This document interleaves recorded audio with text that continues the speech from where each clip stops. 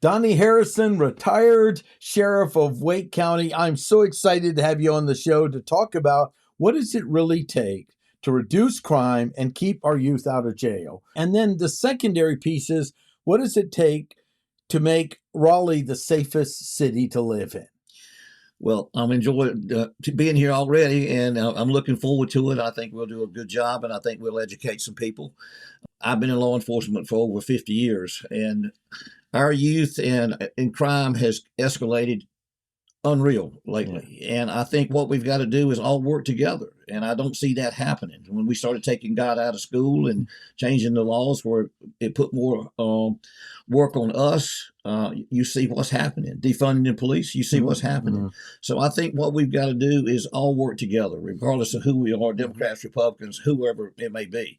And I think our youth is, we don't have the respect that it used to be in our days. Mm-hmm. And I think what we've got to do is just continue to work together. And I think if we do work together and put law enforcement back in, we've got to have law enforcement. Mm-hmm.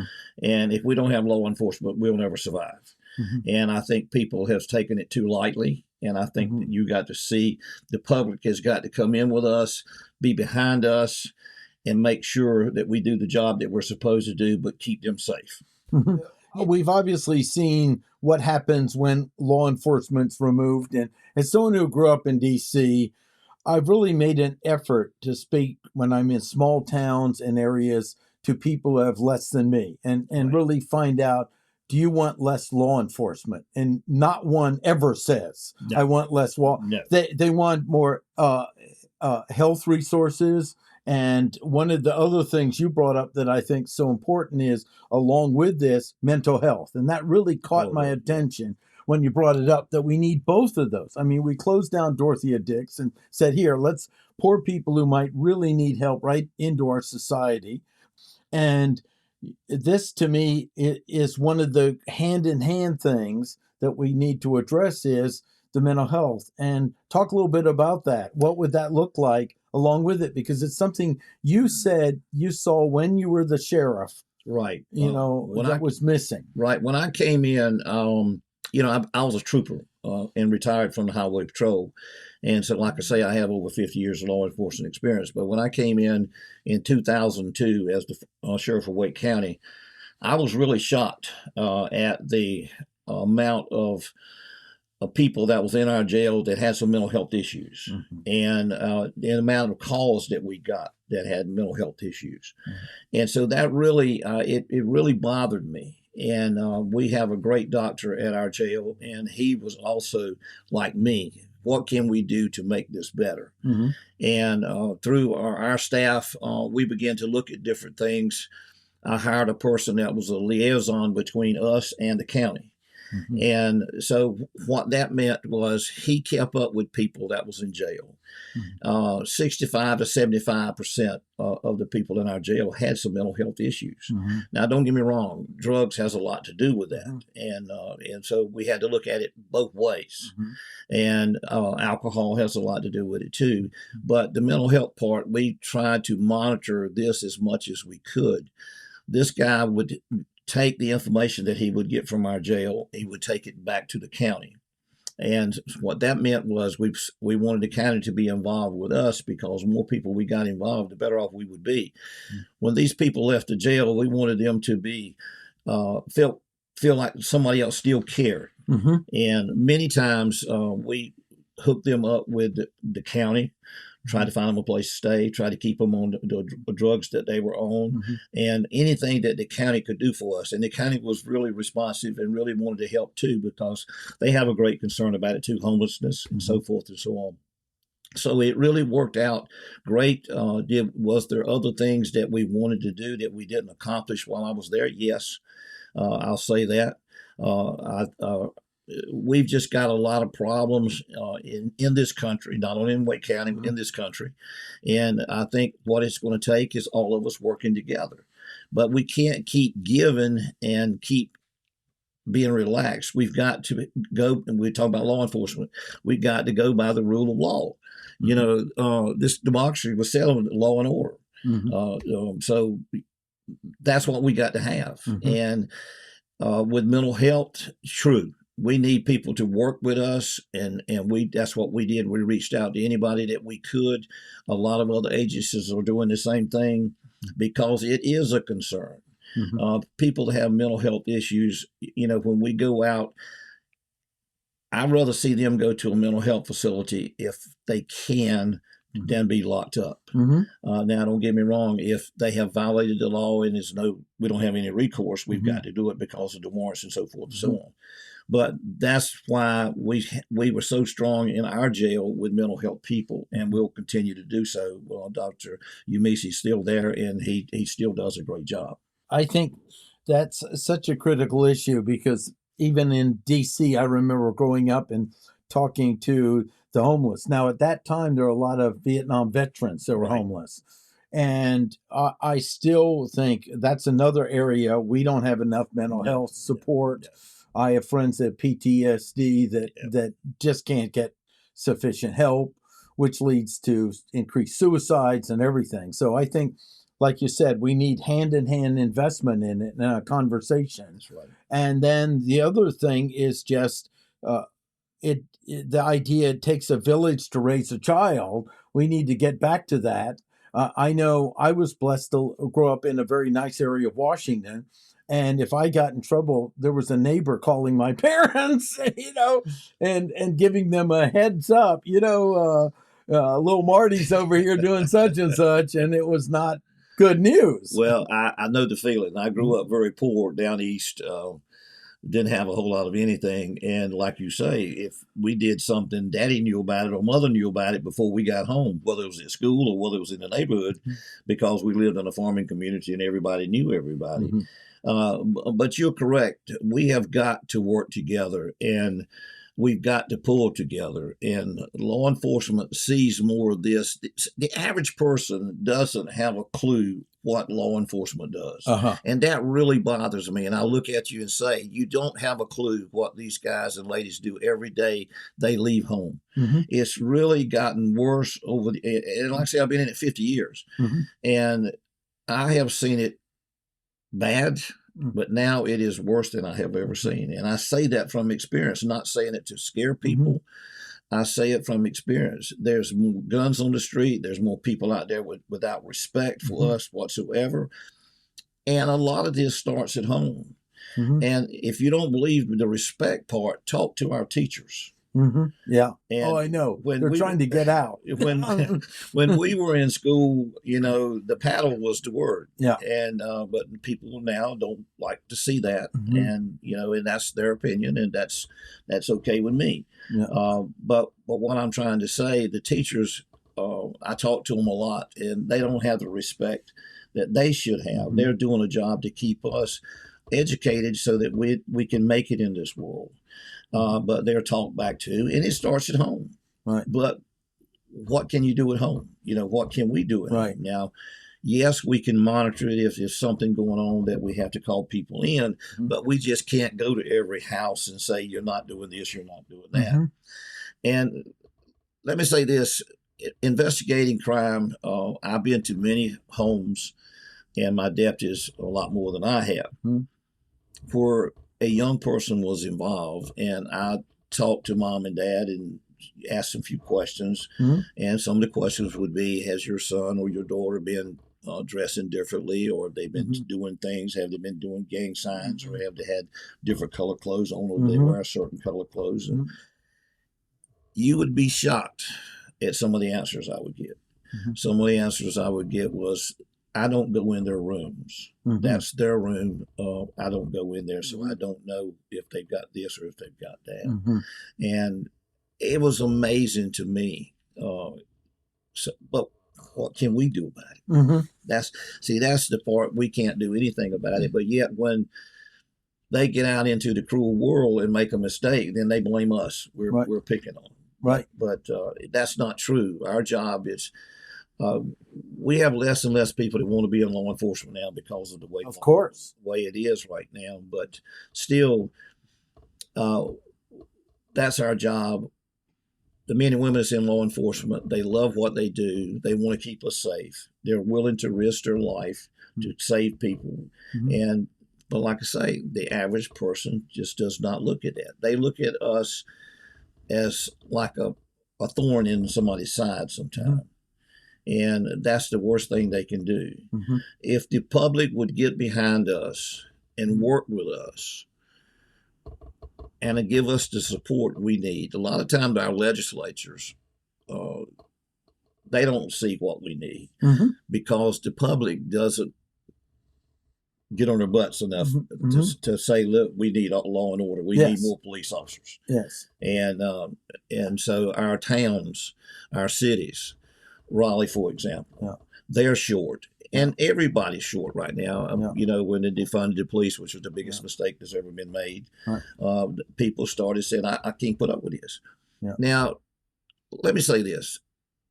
Every profession that I know has some bad people in it. But if you look at the police officers throughout the United States, and I don't know how many there are now, 800,000 plus, you're going to have a fraction of a percent of those law enforcement officers that violate some policy or another. I'm talking about a fraction of a percent. And people don't believe that, but if you go back and look at the statistics, it happens. But when a police officer does something wrong, it hits the headlines. The media loves to criticize us. And that makes it even worse with the public. The public hears that the police officer was at a scene, he shot the man in the back 10 times, and that's what they remember. And then when you investigate the crime, it turns out to be the guy wasn't shot in the back 10 times. He wasn't shot in the back at all, but what do they remember? The bad guy. But what I'm saying is, it goes back to the public and back to working together. And I think that's what we've got to continue to do. And I know I got a little carried away with that, but it really bothers me to think that we don't have the respect that we should have. And I chose to be in law enforcement. I got shot in law enforcement. I know how quickly that can happen. And that's what I say. If people would just get out and ride with us and see what we go through each night, each day, we make more money than a lot of these millionaires. But Absolutely. But unfortunately, we're not paid that much. I remember Paul Harvey on the news when I was a little boy. I've always remembered this. He said, people talk about police officers, but we got to have them. And 1/2 of the police officers are bad, and that's better than the clergy. So no respect. No disrespect. Right. So I want to talk about a day in the life a little bit, because I think you've seen enough that we can give that picture now. What is like a day in the life of an average police officer? Just pick some specific example so that we can, at least in words, provide that here for them. Because again, I've known Raleigh police, I've known DC police, I've known Capital City police. Boy, talk about, I mean, they have a really bad, I've talked one-on-one with them, and my gosh, it's I don't know who would ever want that job. Well, you know, we're trained well. Could we be trained better? Yes, and that's something that the Highway Patrol, that the Sheriff's Office, that the police departments, they work on training us more and more and more. We got to have the confidence. We've got to be the ones that go into a situation where the other people are coming out. And so we've got to make sure that we're trained well and we know what to do. Do we make mistakes? Yes, we do. But under the circumstances, I'm proud of law enforcement. I'm proud of everybody that I've ever worked with and seen some of the stuff that they go into. And when you leave home in the morning or at night, I'll give you an example. Saturday night, I was out with a state trooper, and we stopped cars out in the county. We got 2 drunk drivers off the roads. And I told him, I said, we were out in what I call the boondocks and had this car stopped. And I told him when we got back in the car and we're talking, I said, the average person, and I keep saying that because I want to drill that home, has no clue that you are out here by yourself I'm with you tonight, but normally you're out here by yourself and you're stopping that car. You don't have a clue. You can't see what's in there. You walk up to that car. You're putting yourself at a disadvantage, which now we're trained to do different things. And I said, if they could just ride along with you and see this. And then, of course, we arrested 2 people and at different times. And we talked about that, too. We were on that subject the other night. But you just don't know what's going to happen. I'll give you an example. On a pretty Sunday afternoon, I got a call, said that there was reckless driving and motorcycles on Creech Road in Garner. And I happened to be in Garner, and I took the call. I went down, and I met a vehicle running about 85 in a 45 zone. Naturally, what do? I cut the blue lights on, I turn around, go after the person, and not knowing who I'm dealing with or anything. The car tried to make a left turn into a subdivision, slid down a ditch, backed out as I'm getting there. I'm catching up with him. He goes into subdivision. He does pull over. There's 2 gentlemen in the car, and I approached the car and had a conversation and got the man out. And he had been in Vietnam. He was about 6'3", weighed about 250, and was in fatigues and stuff. I could tell he was already high on alcohol or drugs or something. And so we had a conversation. His attitude got a little bad, and then it calmed down. And so I set him in the car, and we were talking, and everything going good. And I told him I was going to charge him driving while impaired. And he had a passenger in the car, and I said, where does he live? He said he lives a couple of houses up. So I went up and told him, the young man, that he could walk home as long as he walked in the yards. He didn't walk on the road and get hurt. And he got mouthy, and next thing he pushed me back, and then the gentleman that was in the car come running out, and we commenced to fight. And it felt like 2 hours. Of course. It wasn't that long, but anyway, long story short, they got my gun and had it right here. We were rolling on the ground, and the Lord above looked after me, and my training from the Highway Patrol grabbed it in a certain way that he wouldn't fire, and we rolled over on the pavement. He raked my hand on the pavement. As I'm pulling it away, he shoots, and he hits me in my hand. I didn't even know I'd been shot. And I kick him off of me and get back to my car, and he runs in the woods. So I'm just giving that as an example, not trying to make you feel bad for me, but that's an example how quickly it can happen on a pretty Sunday afternoon. So think about it at midnight, 2 o'clock in the morning. Do we choose to have these jobs? Absolutely. I do it all over again. I love law enforcement. I love helping people. Like I say, I grew up poor, and that's something that God has given me the strength to do, and I'll continue to do it. But if people would just realize that law enforcement puts their life on the line every time they go out, every day, because you don't know. We have bad people in our country. We have bad people that they're not going to work. They're going to steal. They're going to have records. There's a lot of them, when we stop them, that have a bad record, and they don't want to go to jail. And they'll tell you right quick, like, I'm not going to jail. Okay, what are we supposed to do? Right. Stand there like a dummy and say, well, okay, sir, you can go ahead. We'll get you later. No. We don't mind if you kill someone else because we didn't take an action. And so we took an oath to protect and serve lives and property. So we're going to do what we need to do. And hopefully it turns out in our favor. But sometimes it doesn't. But there again, I'm saying this to get people to understand it's a dangerous, dangerous job. And it's the most dangerous job I know of right now than it's ever been. Yeah. I think that's a good picture, is to just get people to take a moment and imagine if your job means leaving home and not sure you're going to make it back home in one piece. Right. And then you're required to stay within very clear rules, and the person you're walking up to the car may not be. That's right. and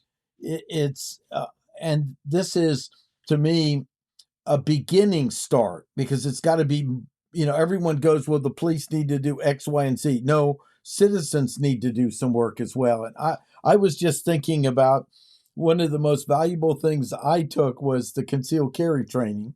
And by, it was a deputy, and learning what I said, the most valuable piece was learning how to not scare a cop. It's what they call it, and I learned some things where I went, why didn't I do this all along? Because, the time when a policeman stops you is not the time to have an argument. No. I mean, you have to really understand the person walking up is on a job doing something, and they're facing a unknown risk every single time they approach a car, every single time they reach it, every single time. And the worst I've heard is the domestic violence issues, because they can have someone trying to kill another person. They go in and stop that person, and then the person they're trying to kill starts attacking the police officer because it's so messed up. That's it. And this is where, to me, the beginning start is, what if we actually start appreciating the police a little bit? What if we make, I just tried it once. It was like I saw two officers at a restaurant. It looked like they're having it. And I went up, got a gift certificate at Christmas, and said, hey, guys, it's a meal. Thanks.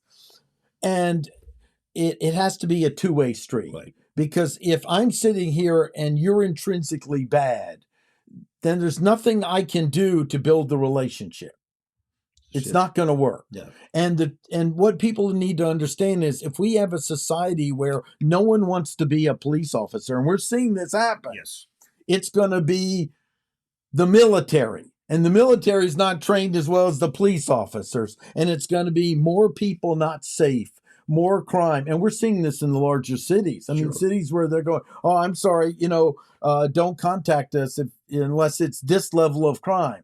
Well, if you're beat up or you're held up and you aren't killed, that's pretty traumatic. Yes, it is. And we're, to me, on that collision course in our area if we don't start getting serious about a two-way connection. I know one of the things Raleigh Police has done is have like a coffee meeting where you can come to a coffee shop and sit down and talk with Officer Whitney Hill, that I know is running for District A. Right. And he was so impressed by the Raleigh sheriff, just sitting down and chatting with him. Well, you've got to understand, first of all, they're starting at a very difficult job to begin with. And if we make a little effort, and also teaching our kids, don't challenge the cop there, for God's sakes. I mean, that's a beginning piece of a parent, is to teach them, no, be respectful, give an address, and then that's what the court system is. That's what we're addressing. That's why we have a court-appointed lawyer available if needed. Those are the times to address it. Now, keep track of what occurred. Make your notes as a citizen so you know what occurred. But just starting with, stop confronting police and then expect something not to get worse. Well, and, I have said this many times to people. When you get stopped by a police officer, highway patrolman, any law enforcement person, that's not the time to argue. Right. That's when you go by what's going on, and then you complain later to his supervisor, to the judge, or whoever it may be. Do not argue then. That is not the time. Yep. And so if people would just understand that law enforcement has got their job to do. And like I say, we do make mistakes, but everybody else makes mistakes too. Yeah. And like you said, go to court or wherever it may be, but that is not the time to do it. Right. And that's when a lot of things happen, because a lot of people, they start that because they've got other problems that they're afraid we're going to find out about it. So they'll try to do all this to make a big deal out of it, so they feel like they'll get let free. That's not going to happen if they've got a violation of the law. Right. And so if people would just understand, that's what our courts is for. Mm-hmm. and that's what our lawyers are for. And we are taught to do the right thing. We have to take an oath every time we go in court. And if we do have a bad police officer or law enforcement person, there's nobody hates a bad law enforcement person any worse than a good law enforcement. Yep. And we've got a lot more good than we have bad. Right. That's an important point you just said. Yes. And so if that person is doing something wrong on that traffic stop, it'll catch up with him. Believe me, it'll catch up with him. Yeah. Now I want to talk a little bit about, I think we have an absence of even knowing what's important with kids and parenting. So I want to bring up something from my own men's work that I've studied and supporting fathers and so forth, the importance of having consequences and holding the ground of those consequences. And I want you to see what you view, but I think that's the beginning of not having consequences, letting the kids get whatever they want without consequences is like the beginning of training your child to become a criminal, unless you're wealthy enough you can bail them out. Yeah. I think that's the absolute ground. That's why, like they said, I don't know what's going on in their room. No, until they're 18, stop giving them all these choices. Well, and that is so true.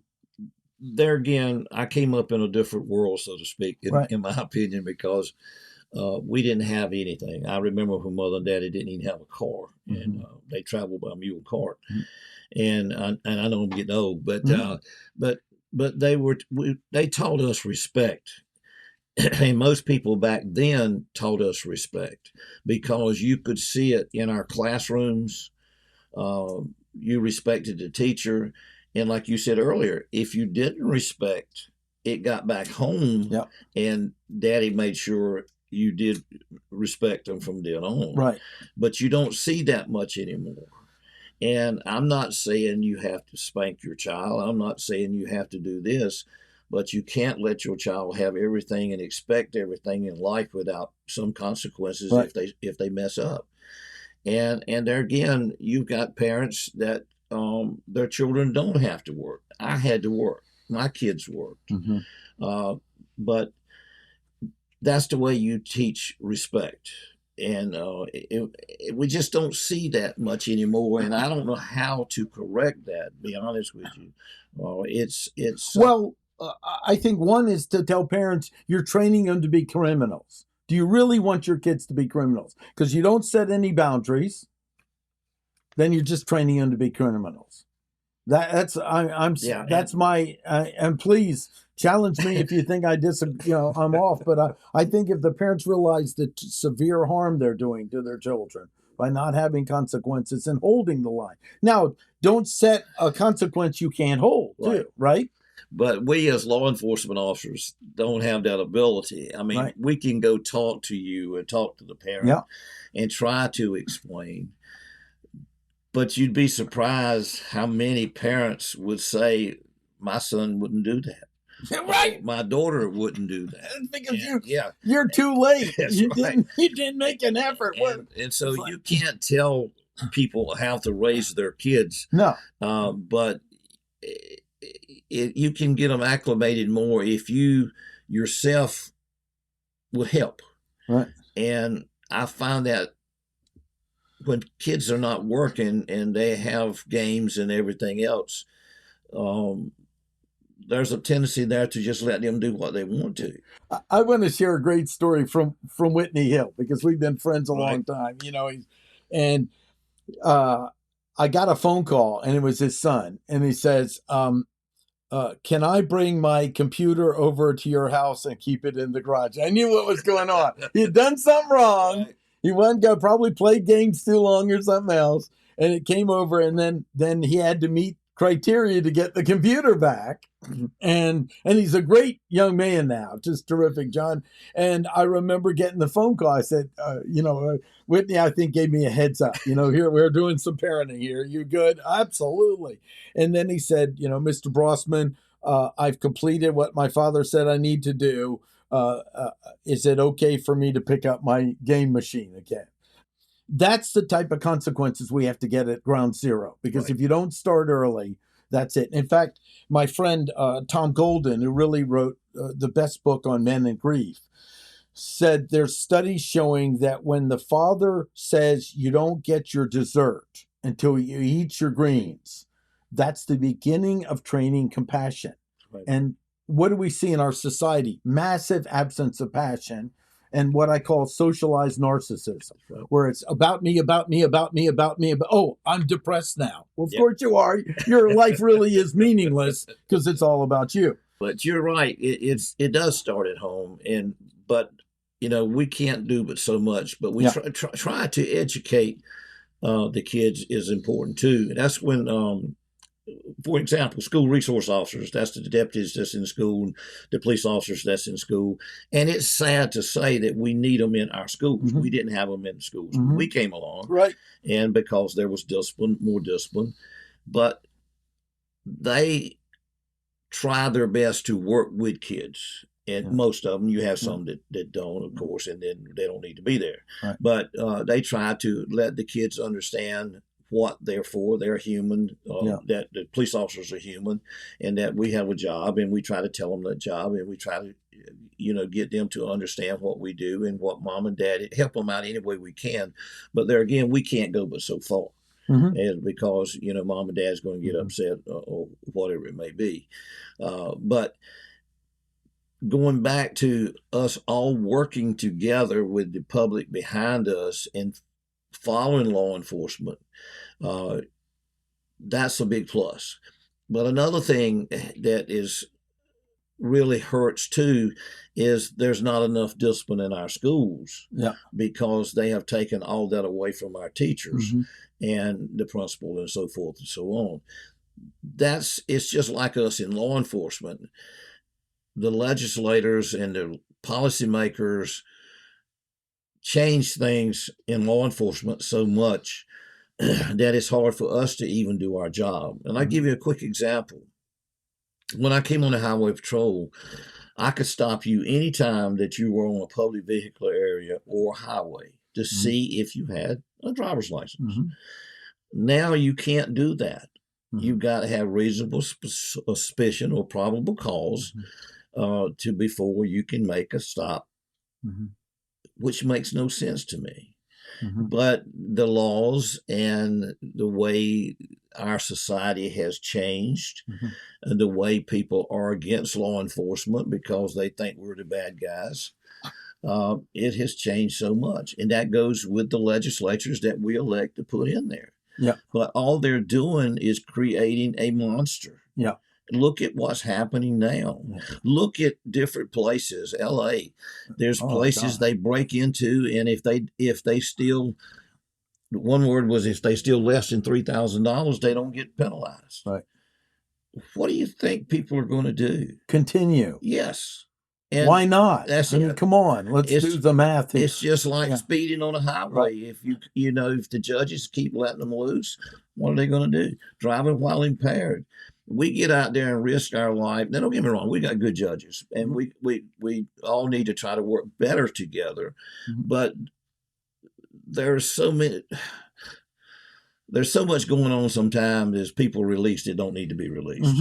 And so it goes back to us all working together, wanting law enforcement in our neighborhood, wanting to be able to go to the Walmart, go to wherever, the movie or wherever, and not worry about this, that, or the other. And people talk about guns. People talk about people carrying guns. Well, what do you expect? If you go somewhere with your family and this place is known for people stealing stuff from you or doing this or doing that, I don't blame people for carrying guns. Guns is not, people say, well, you shouldn't have a gun. You shouldn't do this. Well, how many guns kill people? Stop, think about it. If you lay a gun up on a table, how many people is it I haven't kill? seen anyone jump up and kill someone. It's the people that's, it's the people that we deal with. Right. And I found a little thing the other day. It really impressed me. It says, if guns kill people, cars drive drunk, spoons make people fat, and pencils misspell words. Think about it. No, I understand because, that's such a critical piece to the fact the media is really, they love drama, they love to keep us separated. Then the politicians now go, hey, I might get more money if I keep them separated. Right. So now we have both of those fighting against us. And we've got to start getting back to our commitment of how do we work together? How do we make our community safer? That's it. Let's start with a commitment. We want our community safer with strength and compassion, not just one, not Right. just the other, both of them. All of us have working to together. occur. And that, like you say, it starts at home with the family and our kids. And if we start doing that, then our kids is going to be involved in that as it transpires, and you'll see a big change. And, kids want to do right. But like I say, but they also want rules. Exactly. They want boundaries. Exactly. It's how you build confidence. They want the ability to make mistakes. Yep. I've given talks to my university, St. Andrews, and it'd be a room full of seniors. I went, they're more talented than me with a quarter of the confidence. Well, they probably were never allowed to make mistakes. Right. So they have, and they were told they're all great.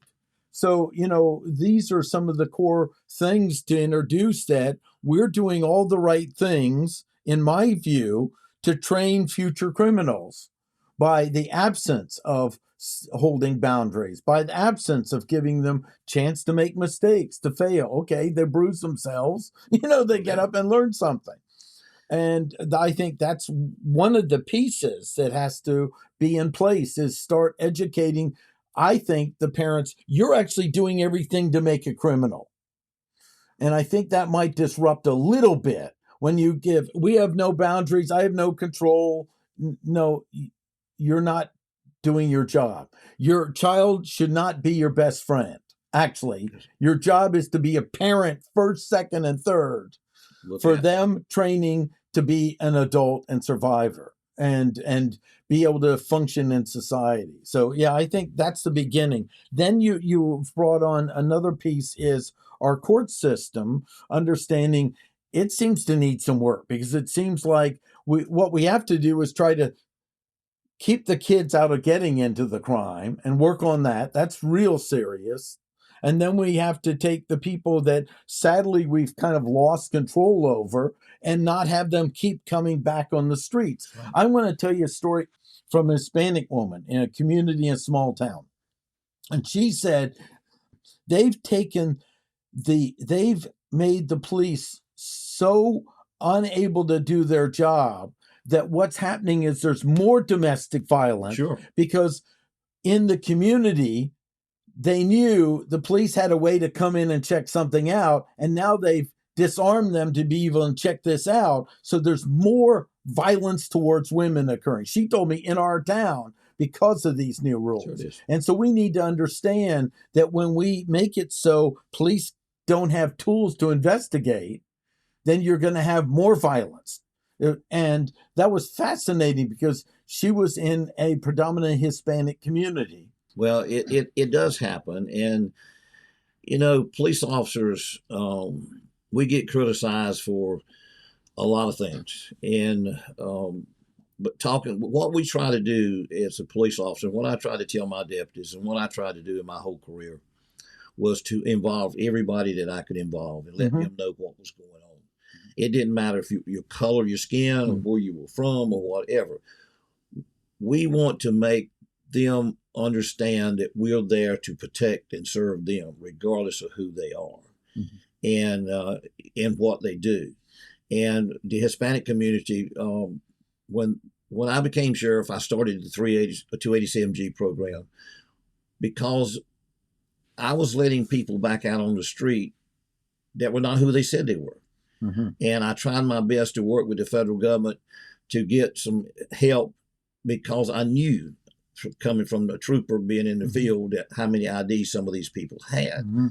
And so I felt terrible when I got it to be sheriff, letting people out, because I said, if I let a person out that is a rapist or whatever, he goes down the street and rapes somebody, who's going to get the blame for it? I'm going to get the blame for it because I let him out.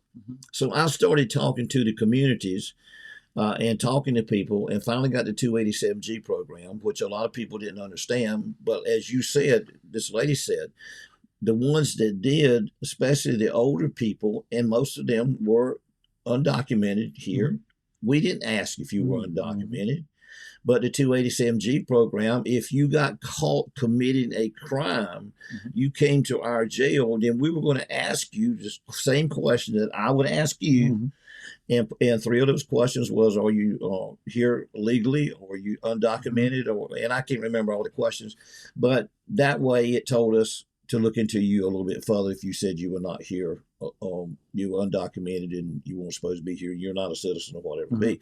So we checked to make sure you were who you said you were. And the people that lived in neighborhoods, that worked for a living, that didn't try to sell dope and everything else, they were very grateful to me. That's what I found. And said that we were keeping them safe. But in the political world, I was the bad guy. Right. In the news media, I was the bad guy because I was interrupting, didn't want them here in Wake County, which was not true. I don't care who comes to Wake County or who comes to this country, but you need to do it legally. I have to have a driver's license. I have to do this. I have to do that. So why shouldn't the people come in here? Yeah. I want to add something, because I've had the joy of helping a number of people become citizens. In fact, one gentleman, he's Arabic, and he had such a jolly to realize I was failing some of the questions he had to learn. He could play with the phone and do it. But he just said, it's not that hard. And the people that had earned it really don't appreciate the people who don't have to earn it. That's right. I just remember the pride of a gentleman was helping my parents, and he earned his citizenship. Jim, his name. And he was so proud. He had his flag. He got his citizenship. He earned it. And he said, I want to be an American. I want to earn it. And I want to know I've earned it. And he said, I don't appreciate people that don't have to earn it. And that was really insightful for me, because I've heard that numerous people. Now, are they going to speak up on the news? No, because they'll be attacked. That's it. They'll be accused. They'll be abused. So we won't ever hear them speaking up. They're just hardworking citizens. I love a little restaurant that has there are a number of Hispanic families that work with it, and and they've got a new child, and I told her, I want America to have the bond you have again. We can learn a lot from the Hispanic communities. I'm not trying to separate out one community. No. I know what you're saying. They've got family values. You can see the child came in once, and if it acted up, it stopped now. We're going to talk about this. And the kid looked up like, we're going to talk about this when we get home. And you see the child, and they didn't want to take that, right? But you're right. I had them to come to me the same thing, and they couldn't speak up or wouldn't speak up. Yeah. But like they said, there were people in their neighborhood, just like we have people in our neighborhoods that's selling drugs and doing different things. And it kept a lot of them out, because they knew in Wake County that if they got caught, they were going to go through some consequences that they didn't want to go through. Right. And that made it, but the average people in the neighborhood couldn't say anything. They were afraid to say Of course. And especially if it got on the news. But the news was right. Attacked by people. But you were right, as far as most people that got their citizenship said they need to do the same thing I did. Yeah. But I will say, there should be a better path to citizenship. It takes too long, and it's too complicated. Right. And I've always said this, and if there's some way that we could help somebody to be a citizen quicker, I try to do the same thing as you do. But there should be some legislation, something drawn up to help these people. Or at least a fast track. We need workers. That's it. A fast track to worker permit. It could be like a subset of it where they want to work and better the family. Let's get it tracked. Let's get a service, and because we need working people. But we need something that's better than what we got, because there's a tendency for people to get their cards to come over here to work, and nobody follows up on it. And they wind up leaving, don't stay, and to say, hey, my card's running out in 2 weeks. I'm going to another part of the country, another part of the United States.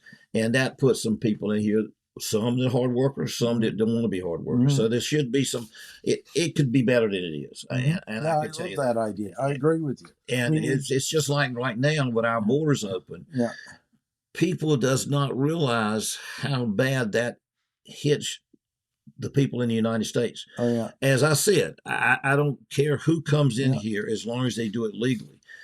But we've got a lot of cartel people coming in here that sells drugs. Fentanyl, I've never seen it. It's one of the deadliest drugs that I've ever seen. And people will sell it to us and we buy it.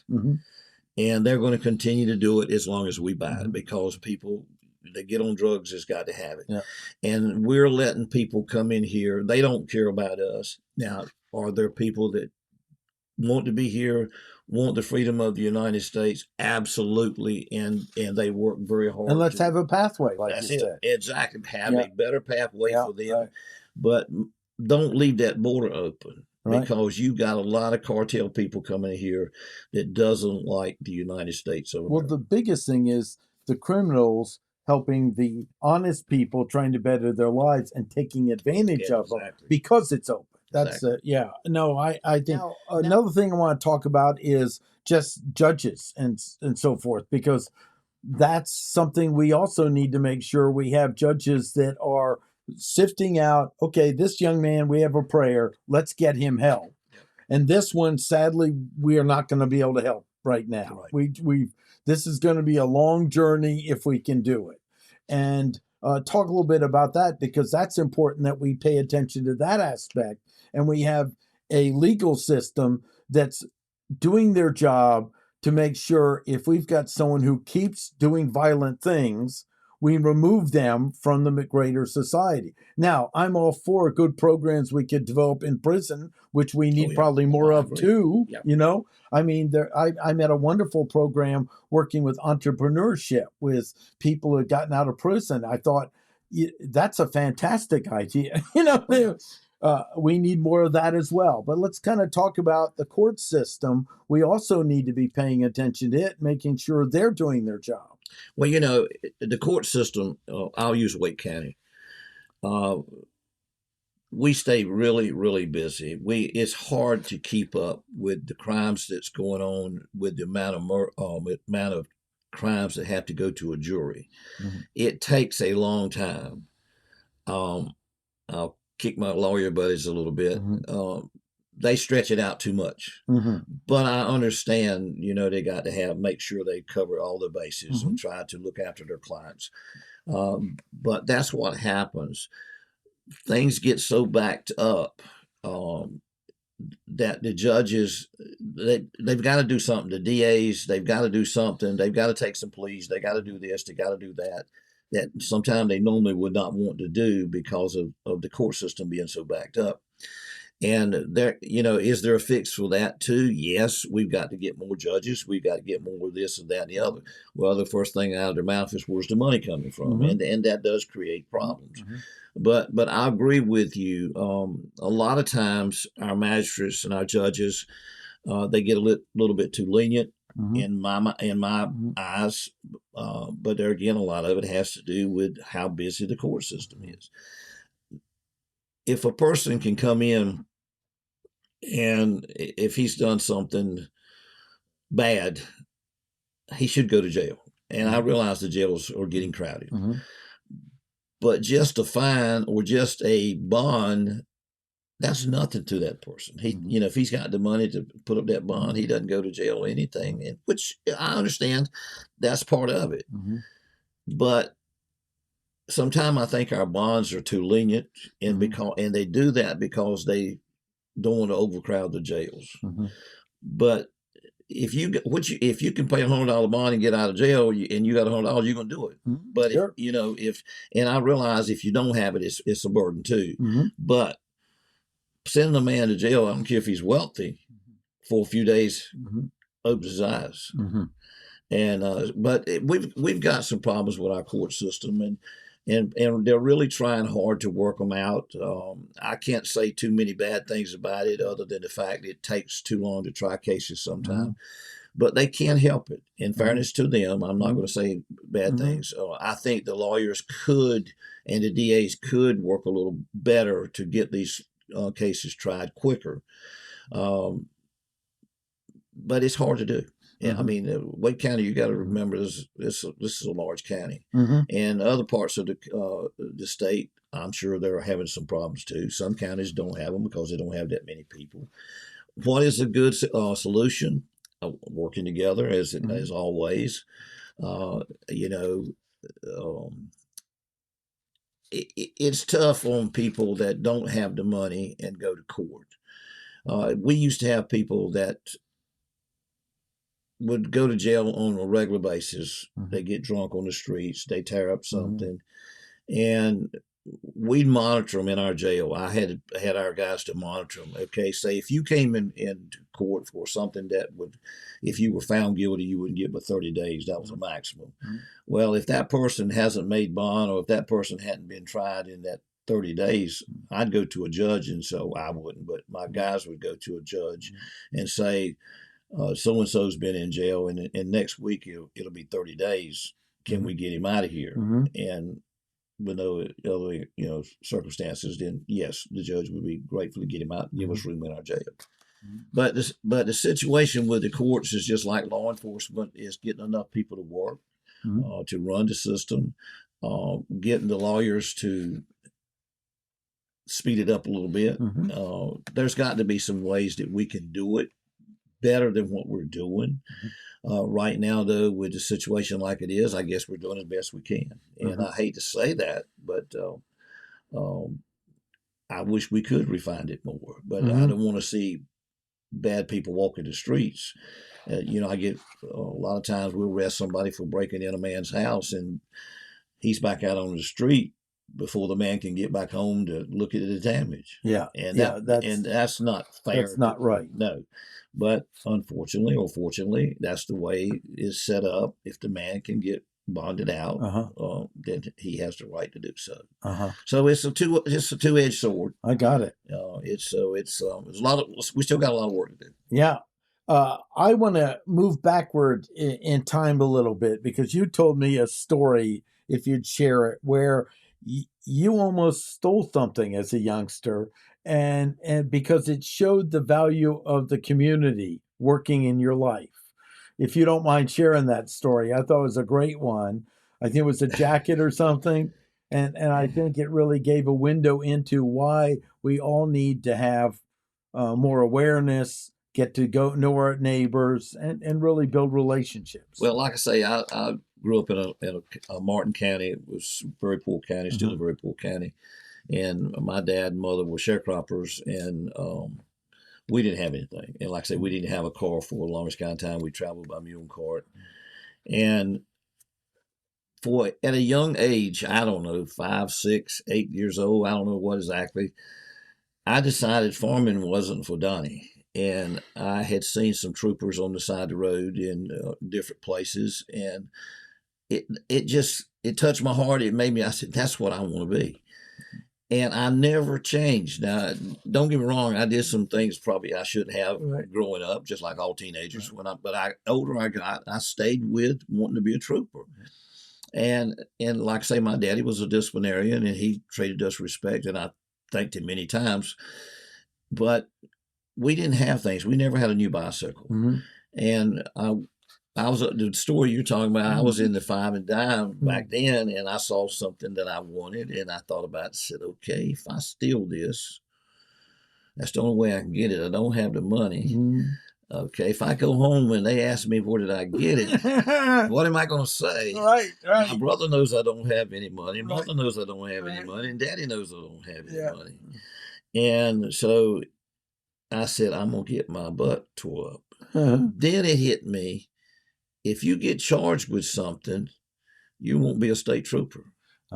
And so with the guidance of my parents, the discipline they gave me, and the willpower to want something, it kept me from doing things that I shouldn't have done. And like I say, don't get me wrong, I'm not an angel. Right. I've done things, but honestly, having and most people, and I'll say this, I thank God every day for what I've accomplished and He's helped me with in my family.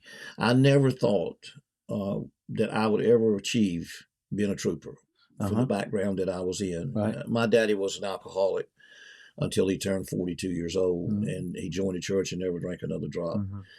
And the way we grew up with nothing, but I look back and it was the biggest gift they could ever give me to see that. And but I was lucky enough to get into highway patrol, and I've been lucky enough to see a lot of presidents. I've done things I never thought I'd do. I'd gone places I never thought I'd go.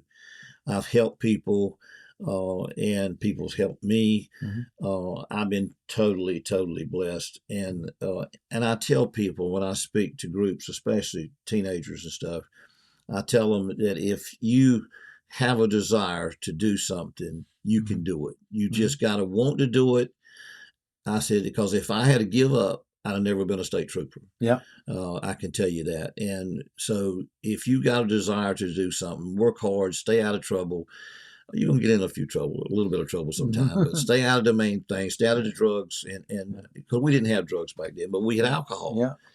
And thank God me and alcohol didn't get along. Yeah. And but yeah, that was it. I just want to say it's such a wonderful story of how the system was working, and that's what we want to start working with, and that's why even in my own community, I mean, I learned about Nextdoor. Yep. And I went, this is kind of like the rusty signs on the street where.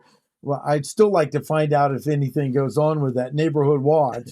It's an electronic neighborhood watch, and looked into it. We had a little bit of crime, and I call it kind of punk crime, where they steal the TV and leave the money right in the drawer. And that clearly they're not they're kids. Right. Okay, we need to stop that now. And I believe the answer to it is polite, nosy neighbors is such an important piece. So I took a flyer on Nextdoor and papered my entire community with it. Now we have like 70 or 80%.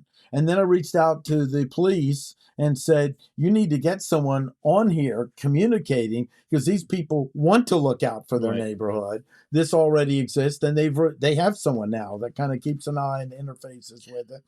And that was my beginning. It's like my community's right here. And then I got to help Whitney Hill for District A. He's going to run again. And I said, Whitney, I'm going to go around and meet each neighbor, and I'll do it again. But we've got to start like attempting to find a way to get to know our neighbor, and and if kids show up, I don't go out and act suspicious. I go out and say, how's it going, gang? Yeah. And you can tell that's just enough awareness. You don't need to do something crazy, but just enough awareness that it can slow it down. And guess what? The crime really went down. You know? And that's something that I told, that I did in the highway patrol. I tried to be as active as I could in the neighborhood.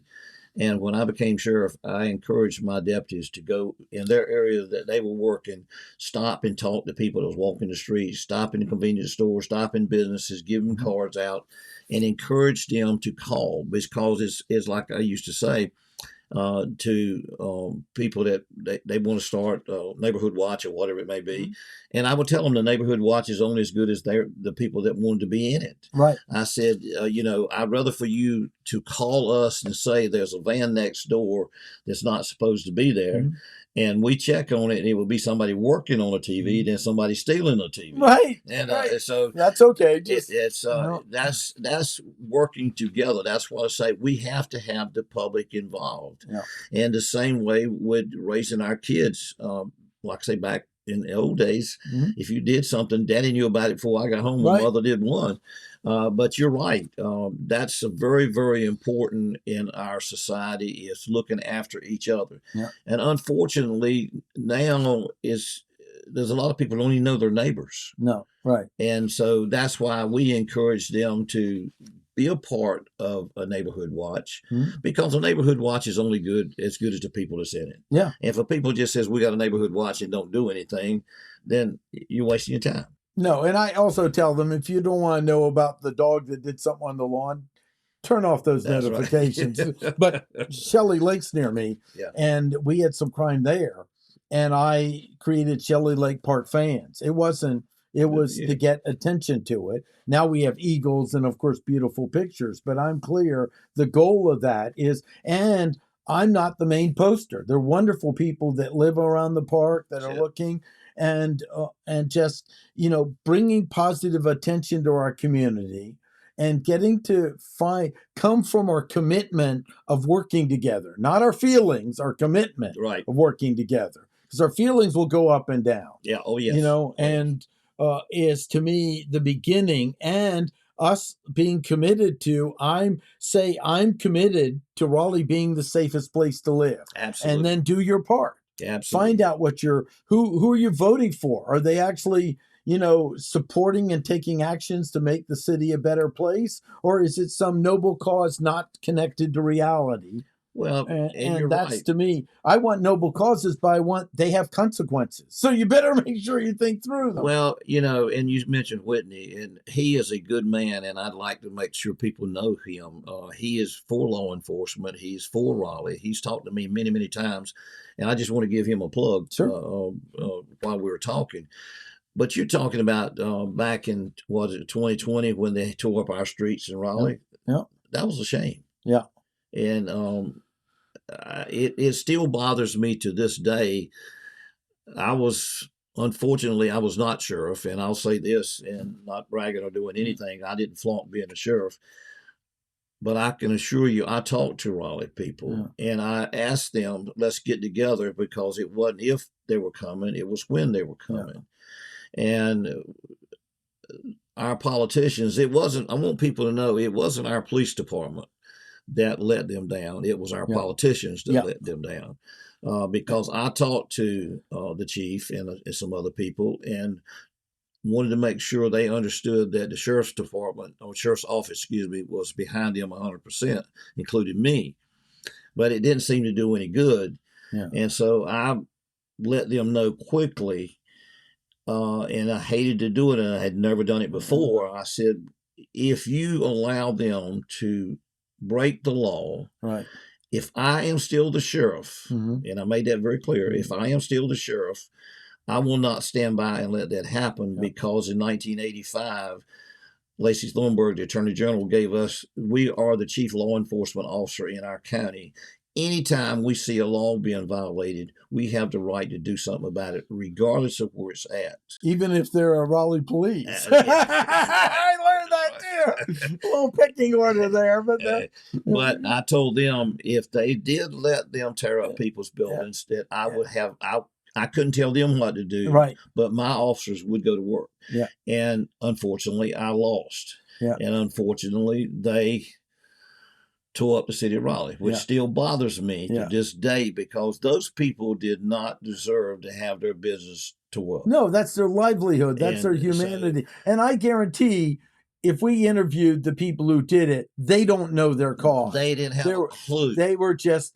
I know, because I was young and a little wild, and if I could go tear... Honestly, there was a point where I was young enough, if I could go tear something up, I probably would have done it without consequences. Well, most of them wasn't even from here. Right. And so they didn't have a clue what they were doing, and we allowed it to happen. I say we, law enforcement and the leaders, which is wrong. Yes. Okay. And now we're still having the reputation. Yeah. People are leaving the downtown, and when you don't have growth, you have crime coming in. It's like small towns that don't want to grow at all. I go, well, then you should just say, bring your crack here, or your meth labs and everything else. Because if you don't have that small business commerce healthy in a community, crime comes in. Absolutely. And I've seen that all over our state, teaching that those cities where it's a city where we don't want anything to change. And then guess what? Now there's drugs and there's criminals. No, that's what fills the void without healthy support of local commerce. They know they can get by with it, and they're going to do it. And they did the same thing. in Raleigh. And but I'm sorry, I would not have let it happen. Yeah. I would have been talked about, I'm sure, but I would have protected those people's property. And the same thing was in Durham recently. They had four-wheelers taking over the streets. Well, we had it right here in Raleigh.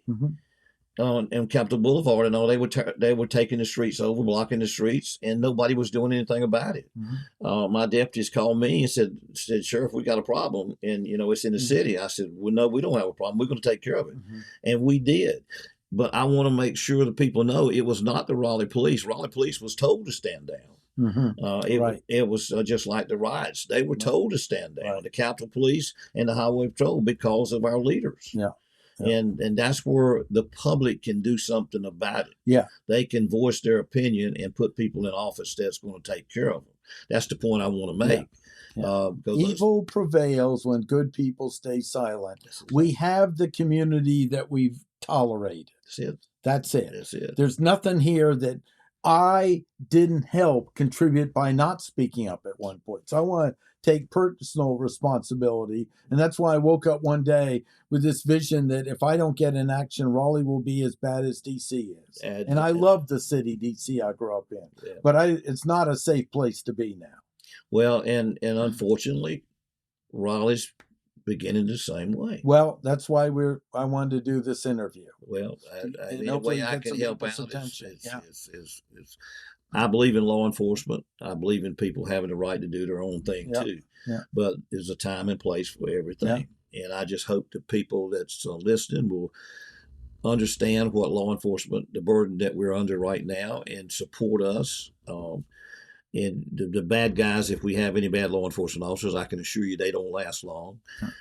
So give us more support, because if we don't look after you, who is going to look after you?